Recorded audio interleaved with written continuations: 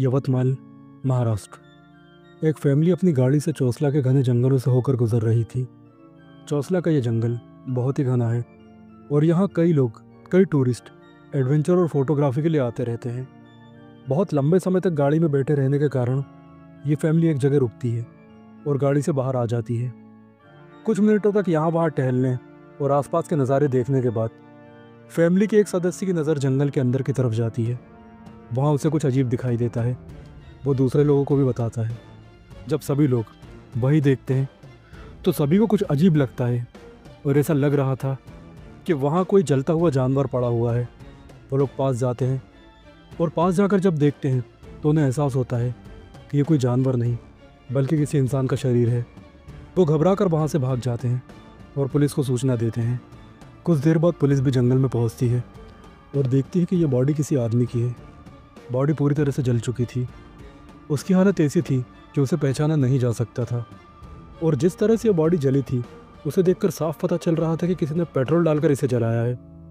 Police ने body की photos ली, उसे रिकवर किया और इन्वेस्टिगेशन स्टार्ट कर दी।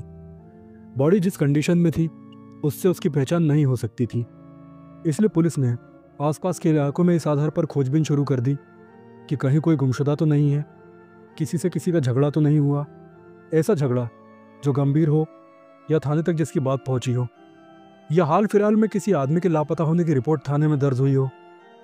पुलिस को कोई सुराग नहीं मिल पा रहा था, इसलिए उसने अपनी इन्वेस्टिगेशन का दायरा बढ़ा दिया और आसपास के क्षेत्रों, आसपास के गाँव में अपने मुखबिर भी एक्टिवेट कर दिए। पुलिस मुख्य रूप से ये जानना चाहती थी कि कहीं आसपास के गांव में या आसपास के क्षेत्र में कोई ऐसा तो नहीं है जिसे कई दिनों से देखा ना गया हो या कोई लापता हो। इसी बीच पुलिस को खबर मिलती है कि एक आदमी जिसका नाम शांतनु है, वो एक ठेके पर लगभग रोज़ शराब पीने आता था, लेकिन पिछले 4 दिनों से वो ठेके पर दिखाई नहीं दिया है। पुलिस को ये भी पता चलता है कि जिन लोगों के साथ वो शराब पीता था उन लोगों ने भी उसे कांटेक्ट करने की कोशिश की, लेकिन उसका मोबाइल स्विच ऑफ बता रहा है। पुलिस शराब के ठेके पर पहुंचती है और पूछताछ में पता चलता है कि हाँ, शांतनु यहाँ रोज आता है, लेकिन पिछले 4 दिनों से वो दिखाई नहीं दिया। अब पुलिस शांतनु के उन दोस्तों से भी पूछताछ करती है जो रोज उसके साथ बैठकर शराब पिया करते थे। उसके दोस्त भी यही कहते हैं कि वो पिछले 4 दिनों से हमसे नहीं मिला। हमने उसका फ़ोन भी ट्राई करा, लेकिन वो भी बंद बता रहा है। अब पुलिस को यहाँ से एक क्लू मिल जाता है और मामला संदिग्ध लगता है, क्योंकि वो आदमी जो रोज़ ठेके पर आकर शराब पिए वो अचानक गायब हो जाए और अपना मोबाइल भी स्विच ऑफ कर दे, तो ये बात अचंभित करने वाली तो है ही। पुलिस उन लोगों से शांतनु के घर का पता लेती है और वहाँ पहुँच जाती है। उसके घर पर उसे एक महिला मिलती है जिसका नाम निधि था और ये शांतनु की पत्नी थी, जो यवतमाल के ही एक स्कूल की प्रिंसिपल भी थी। जब पुलिस निधि से पूछताछ करती है कि आपके पति यानी कि शांतनु कहाँ है, तो वो कहती है कि वो किसी काम से बाहर गए हैं। पुलिस कहती है कि आप उन्हें फ़ोन लगाइए, तो निधि कहती है कि अभी उनका फ़ोन नहीं लग रहा है, वहाँ शायद नेटवर्क का इशू होगा, अभी 2 दिन पहले ही मेरी उनसे बात हुई थी। लेकिन पुलिस ये कहती है कि उन्हें तो 4 दिन से फ़ोन ही नहीं लग रहा है, और क्योंकि आप अकेले नहीं बल्कि कई और लोग भी उन्हें फ़ोन लगाने की कोशिश कर रहे हैं, लेकिन 4 दिनों से उनका फ़ोन नहीं लग रहा है। इसके बाद पुलिस निधि का मोबाइल चेक करके उसकी कॉल हिस्ट्री निकालती है, लेकिन कॉल हिस्ट्री में और डायल्ड नंबर में शांतनु का नाम ही नहीं होता। यहाँ पुलिस को निधि पर शक होने लगता है। जब पुलिस कुछ और जानकारी कुरेदने की कोशिश कर रही होती है, तब निधि की गोल गोल बातों से उनका शक गहरा होने लगता है। पुलिस उससे कहती है कि क्या हम आपके घर की तलाशी ले सकते हैं, तो निधि हाँ कर देती है। पुलिस अब निधि के घर की तलाशी लेना शुरू करती है और बालकनी में उन्हें कुछ दिखाई देता है जो जाना पहचाना लग रहा था। दरअसल बालकनी में कपड़े सुखाने का एक स्टैंड था जिस पर कुछ कपड़े डले हुए थे। उन्हीं में से एक मेल अंडरगारमेंट भी थी जिसकी स्ट्रिप लाल रंग की थी, ठीक उस जली हुई लाश के कपड़ों से मिलती जुलती। ये देखकर पुलिस को शक गहरा होने लगता है। पुलिस उस अंडरगारमेंट को जब्त कर लेती है और फॉरेंसिक डिपार्टमेंट को भेज देती है। हालांकि पुलिस को यह पता चल ही जाता है कि दोनों अंडरगारमेंट एक ही कंपनी की है और एक जैसी ही है।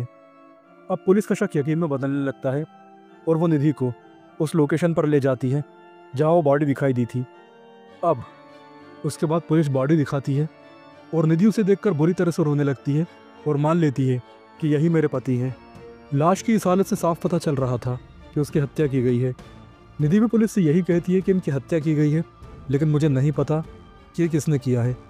लेकिन पुलिस क्योंकि उसकी कॉल डिटेल्स देख चुकी थी, इसलिए पुलिस ने कहा कि अगर ऐसा है तो 4 दिनों से तुमने उसे फ़ोन क्यों नहीं किया, और तुम कह रही हो कि 2 दिन पहले ही तुम्हारी उससे बात हुई थी। और अगर फ़ोन नहीं लग रहा था तो तुमने किसी रिश्तेदार, किसी दोस्त या ऑफिस में बात क्यों नहीं की? क्या तुमने पुलिस को बताया कि मेरे हस्बैंड का कुछ पता नहीं चल रहा है? इसके बाद पुलिस उसे थाने ले जाकर अपने तरीके से पूछताछ करती है तो कुछ इस तरह की कहानी निकल कर सामने आती है। निधि और शांतनु की लव मैरिज थी, लेकिन शांतनु को शराब की लत थी। वो रोज़ ही शराब पीकर घर आता था और घर आकर निधि को बहुत बुरी तरह से मारता पीटता था। यहाँ तक कि उसके पास निधि के कई अश्लील वीडियो भी थे जिन्हें वो बार बार इंटरनेट पर डालकर या सोशल मीडिया पर वायरल करने की धमकी दिया करता था। रोज़ रोज़ की इन प्रताड़नाओं से निधि बहुत परेशान होने लगी थी, क्योंकि वो एक स्कूल की प्रिंसिपल थी, एक सम्मानजनक पद पर थी। ऐसे में रोज रोज के झगड़े, मारपीट और इंटरनेट पर वीडियो वायरल करने की धमकी ने उसे ये कदम उठाने पर मजबूर कर दिया। तो निधि ने अब शांतनु को रास्ते से हटाकर अपनी प्रताड़नाओं का अंत करने का निश्चय कर लिया। तो वो पहले बाजार गई और कुछ पैरासीटामोल के पत्ते घर पर ले आई। इसके बाद आसपास से ही उसने धतूरे के कई बीज इकट्ठा भी कर लिए। एक रात शांतनु जब शराब पीकर सोने की तैयारी कर रहा था, तब निधि ने उसके पाइनएप्पल मिल्क शेक में 15 पैरासीटामोल और कई सारे धतूरे के बीज पीसकर मिला दिए। वीडियो में आगे बढ़ने से पहले मैं आपको बता दूं कि एक निश्चित मात्रा के बाद पैरासीटामोल जैसी दवा भी जहर बन जाती है, और धतूरा तो वैसे भी जहर ही है। अगर आप इन दोनों के बारे में पूरी जानकारी चाहते हैं तो आप चैनल पर जाकर ये दोनों वीडियोस देख सकते हैं। इनका लिंक इस वीडियो के डिस्क्रिप्शन बॉक्स में भी है। तो अब हम कहानी में आगे बढ़ते हैं। अब क्योंकि शांतनु पहले से ही शराब पिया हुआ था, इसलिए उसे कुछ समझ में नहीं आया और वह जहरीला मिल्क शेक पी गया। इसके बाद केवल 1.5 से लेकर 2 घंटों में ही उसकी डेथ हो गई। और अब निधि की प्रताड़नाओं का अंत हो चुका था, लेकिन डेड बॉडी अभी भी घर पर थी। इसे वो अकेले ठिकाने नहीं लगा सकती थी, इसलिए उसने अपने ही स्कूल के या अपनी ही कोचिंग के 3 विद्यार्थियों की मदद ली। ये चारों मिलकर डेड बॉडी को यवतमाल के चोसला जंगल में ले गए और पेट्रोल डालकर उसे जला दिया। निधि को यह मालूम था कि शांतनु को कोई भी परिवार नहीं है, इसलिए इसके बारे में कोई पूछताछ क्या करेगा। इस पूरे घटनाक्रम के खुलासे के बाद इन्वेस्टिगेशन जारी रहती है और उन तीनों स्टूडेंट को भी डिटेन कर लिया जाता है जिन्होंने बॉडी को ठिकाने लगाने में निधि की सहायता की थी। तो दोस्तों, ये एक और वीडियो था जिसमें हमने जाना कि यदि अपराध किसी महिला द्वारा किया जाता है तो पुलिस कैसे इतनी जल्दी उसका पता लगा लेती है। इस मुद्दे पर मैंने कुछ दिन पहले लाइव आकर बात भी की थी और हमने वो सभी फैक्टर्स पर गौर किया था जिनके कारण कोई महिला अपराध करती है और पुलिस तुरंत ही उसका पता लगा लेती है। यदि आप वो पूरी बातचीत सुनना चाहते हैं तो आप इस वीडियो के एंड स्क्रीन के द्वारा उस वीडियो को भी देख सकते हैं। तो इसी के साथ हम इस वीडियो को समाप्त करते हैं। And thanks for watching this video.